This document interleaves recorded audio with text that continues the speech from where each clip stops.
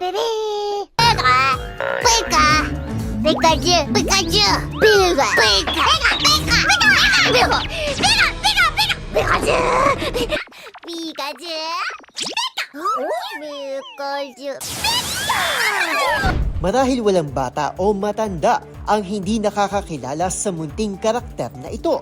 Siya si Pikachu, ang dakilang partner ni Ash Ketchum, isang Pokemon trainer na nangangarap na maging isang Pokemon Master. Hindi maikakaila na malaking bahagi ng kabataan ng marami sa atin ang Pokemon, at matapos ang halos 3 dekada ay patuloy pa rin itong namamayagpag at tinatangkilik ng publiko. Sa pangarap na maging Pokemon Master, maraming avid fans ang patuloy na bumibili at nangongolekta ng Pokemon cards, video games, at samot-saring display figures. Pero ibahin nyo ang binatang si Thomas na mistulang kinumpleto ang Pokédex, hindi lang sa laro, kundi sa totoong buhay.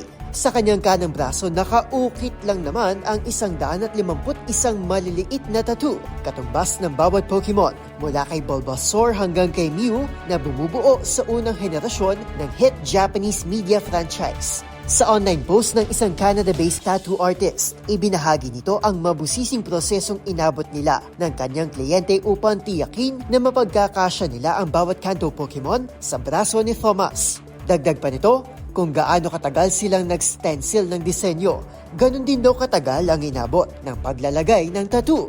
Pagbibida pa ni Thomas, nilaro at tinalo niya ulit ang Pokemon Blue matapos ang napakaraming taon bago makumpleto ang kanyang Pokemon Tattoo Sleeve. Taong 1996 nang lumabas ang first generation ng Pokemon, habang 2022 naman nang ilabas ang ika-9 at kasalukuyang henerasyon nito.